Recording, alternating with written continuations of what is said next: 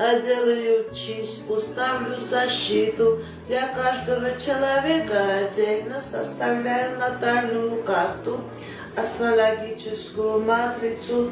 Если вам нужна моя помощь, обращайтесь. Я людей принимаю в себя в доме.